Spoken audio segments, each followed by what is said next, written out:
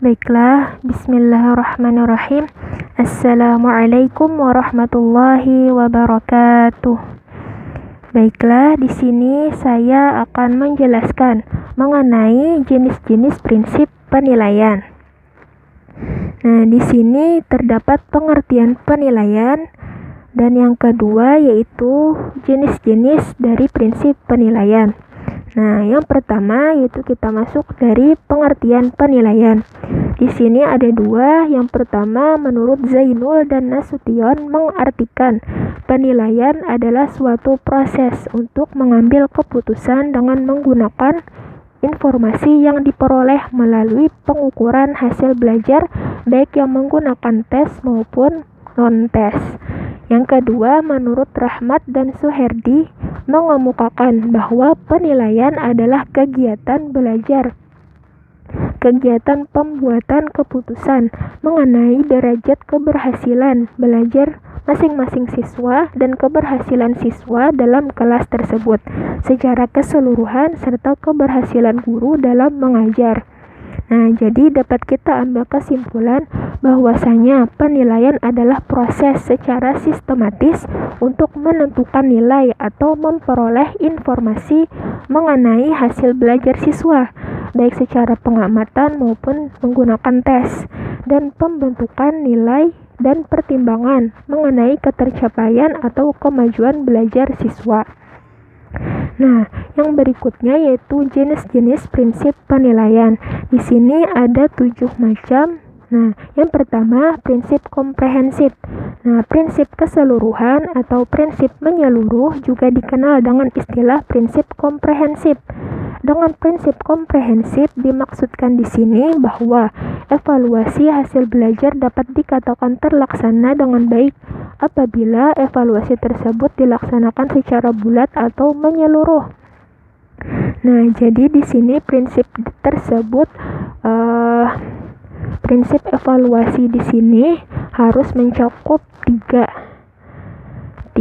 aspek, yaitu yang pertama aspek kognitif, yaitu secara pikiran atau akal.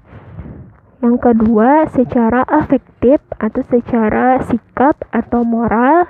Yang ketiga yaitu mencakup aspek psikomotorik anak, yaitu keterampilan.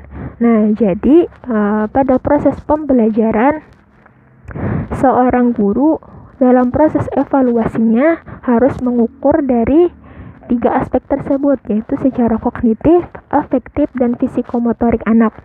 Nah, yang kedua yaitu prinsip kontinu.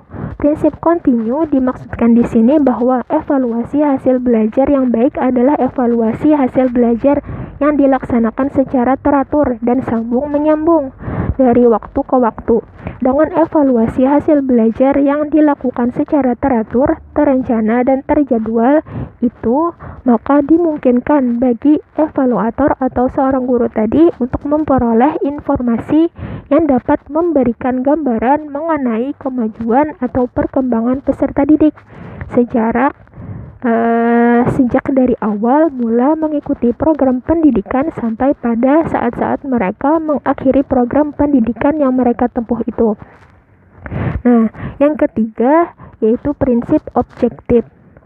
Prinsip objektif mengandung makna bahwa evaluasi hasil belajar dapat dinyatakan sebagai evaluasi yang baik apabila dapat terlepas dari faktor-faktor yang sifatnya subjektif. Nah, jadi sebagai seorang guru, kita dalam evaluasi harus secara objektif, tidak memandang kepada satu sisi saja, tapi secara objektif, secara tidak membeda-bedakan, secara alami, secara apa adanya, tidak membanding-bandingkan siswa yang ini dengan yang lain. Jadi hasilnya pun atau data atau informasi yang kita dapatkan itu secara alami atau apa adanya. Memang itu hasil yang benar-benar kita dapatkan. Nah, yang keempat yaitu prinsip validitas. Nah, menurut Azwar, validitas berasal dari kata validity yang mempunyai arti sejauh mana ketepatan dan kecermatan suatu alat ukur dalam melakukan fungsi ukurnya. Validitas berarti menilai apa yang seharusnya dinilai dengan menggunakan alat yang sesuai untuk mengukur kompetensi. Nah, jadi sebagai seorang guru yang akan mengevaluasi, kita usahakan untuk menyesuaikan alat atau instrumen atau teknik evaluasi tadi dengan apa yang akan kita evaluasi. Kita ambil contoh pada proses pembelajaran olahraga. Nah, kita akan mengajarkan kepada siswa mengenai gerak jalan. Nah, maka yang gerak jalan tadi harus kita lakukan dengan kerja atau aktivitas, yaitu dengan berjalan. Nah, gerak jalan. Nah, itu akan pengambilan data atau hasil evaluasi tadi dapat kita amati dari yang dilakukan para siswa tadi, yakni secara observasi atau pengamatan. Nah, akan tidak valid apabila kita menggunakan proses evaluasi menggunakan tes atau tes tertulis. Nah, selanjutnya yaitu ini yang kelima, prinsip reliabilitas. Nah, menurut Walizar menyebutkan pengertian reliability atau reliabilitas adalah keajegan atau keteraturan pengukuran.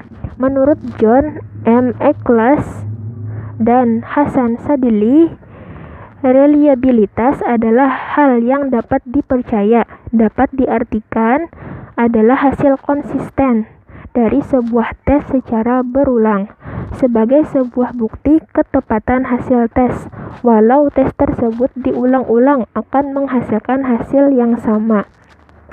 Nah, jadi prinsip yang kelima ini yaitu mengukur data atau informasi yang didapatkan itu untuk memantapkan atau untuk mengukur kemampuan siswa tadi apakah benar-benar sudah sesuai yang diinginkan, dan apabila tidak sesuai dengan yang diinginkan tadi maka akan dilakukan evaluasi selanjutnya lagi untuk memperbaiki yang di awal tadi. Nah, yang selanjutnya prinsip edukatif. Edukatif adalah suatu tes hasil belajar di mana penilaian tersebut mempunyai suatu tujuan untuk mengetahui sudah sejauh manakah peserta didik itu telah terbentuk atau sudah sesuai dengan tujuan pengajaran yang telah ditentukan setelah mereka mengikuti proses pembelajaran dalam jangka waktu tertentu. Nah, yang ketujuh, yang terakhir yaitu prinsip kebermaknaan. Sedangkan yang dimaksud dengan penilaian kebermaknaan adalah suatu penilaian yang pelaksanaannya itu dilakukan pada akhir tahun atau akhir program. Nah, dan sering disebut juga dengan penilaian sumatif atau lebih sederhananya yaitu penilaian yang dilakukan pada akhir semester dari akhir tahun ajaran. Nah, jadi dapat kita ambil kesimpulan bahwasanya evaluasi merupakan proses atau kegiatan sistematis yang dilakukan untuk memperoleh informasi tentang perolehan hasil belajar siswa atau pemahaman siswa terkait apa yang telah dipelajarinya secara menyeluruh, baik pengetahuan, konsep, sikap, nilai maupun keterampilan proses. Evaluasi juga dilakukan untuk mengetahui keefektifan kegiatan pembelajaran dan berhasil atau tidaknya proses pembelajaran tersebut. Dalam melakukan evaluasi pembelajaran, pendidik harus memperhatikan beberapa hal atau prinsip-prinsip pada penilaian agar sesuai dengan tujuan pembelajaran, yakni dilakukan dengan kontinuitas, komprehensif atau menyeluruh, adil atau objektif, kooperatif dan praktis. Nah, mungkin sekian mengenai pembahasan jenis-jenis prinsip penilaian. Syukron wa afwan. Wassalamualaikum warahmatullahi wabarakatuh.